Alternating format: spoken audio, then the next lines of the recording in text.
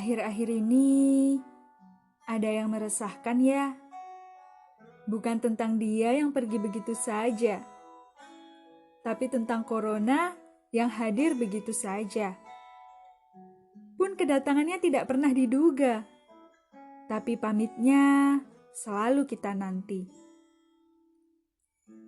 Beberapa orang harus menahan rindu dengan kegiatan normalnya. Mulai dari belajar di sekolah, bekerja di tempatnya, hingga nongkrong yang mampu mengakrabkan sebagian manusia yang ada di bumi.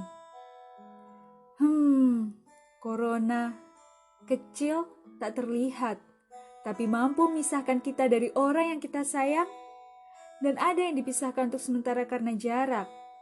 Sampai ada pula yang dipisahkan untuk selamanya karena perbedaan alam. Sedih bukan? Banyak sesuatu yang direnggut oleh corona. Tapi, apakah kalian sadar? Corona mampu menyelamatkan bumi untuk sementara. Dari hiruk-pikuk kegiatan manusia, sampai kejahatan manusia terhadap bumi. Untuk beberapa orang, corona juga mampu memperbaiki waktu. Dari waktu sibuk di luar, menjadi waktu sibuk bersama keluarga. Untuk kalian yang sedang berada di sekitar orang yang kalian sayang, jaga baik-baik ya.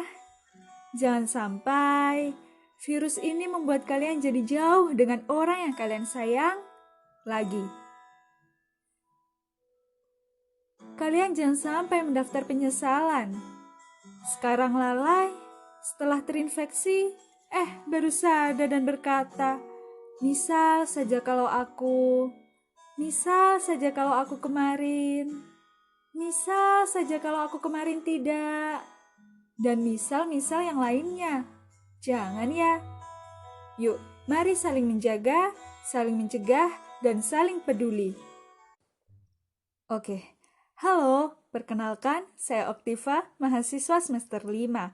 Selamat pagi, selamat siang, selamat sore, dan selamat malam untuk kalian semua yang sedang mendengarkan podcast saya ini. Nah, dari saya ada nih beberapa tips and trick untuk kalian selama menghadapi pandemi corona ini.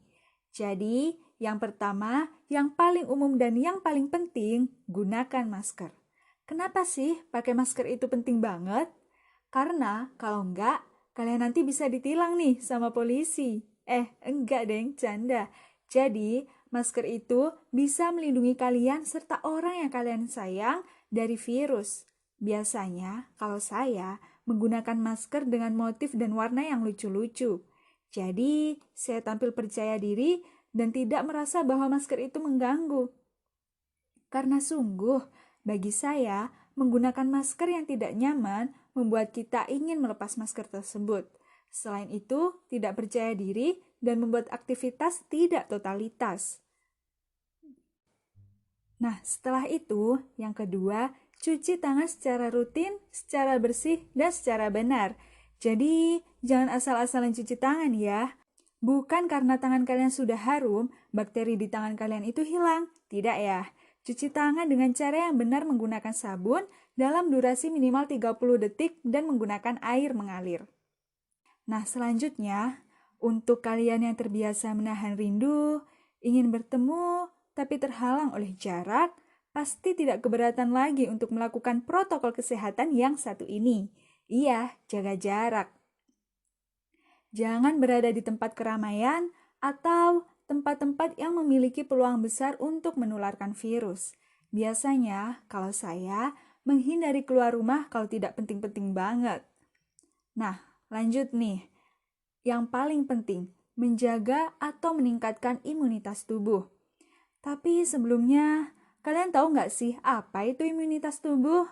Jadi, imunitas tubuh itu merupakan sistem pertahanan atau kekebalan tubuh untuk mengenali dan menghancurkan benda-benda asing yang akan masuk dan merugikan tubuh kita. Nah, ini nih, cara menjaga imunitas selama corona ala gue.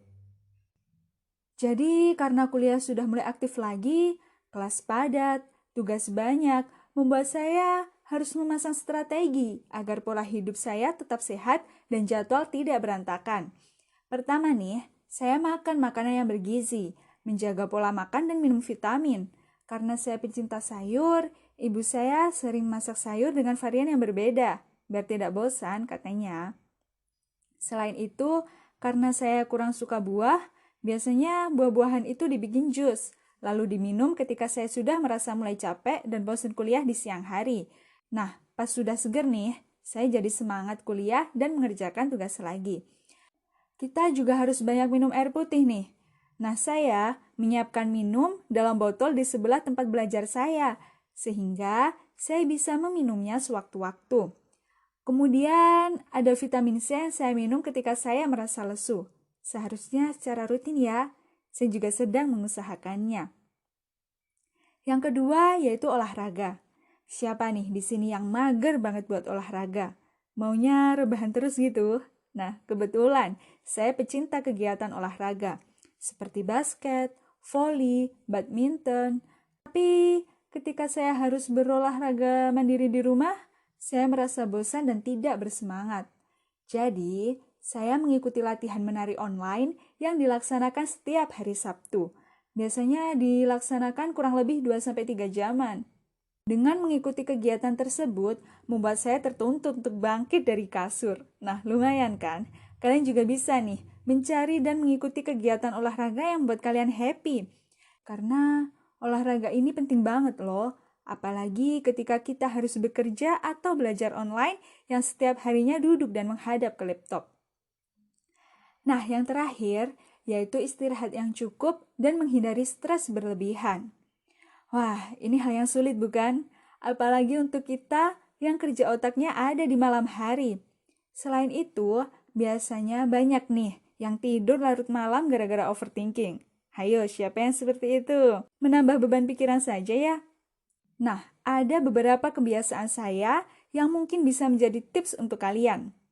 Saya tahu, kita sama-sama punya tugas yang banyak. Tugas sekolah, tugas kuliah, tugas rumah, pekerjaan. Nah, saya biasanya mengerjakan tugas tersebut sedikit demi sedikit. Mencicil maksudnya, karena ketika saya mengerjakan mepet deadline, saya tidak akan pernah tahu apa yang akan terjadi nantinya. Lancar alhamdulillah, kalau banyak kendala, ya siap-siap saja dengan konsekuensinya. Sedangkan ketika saya sudah merasa capek, saya akan istirahat dan melakukan hal yang saya suka sampai siap untuk mengerjakan tugas kembali.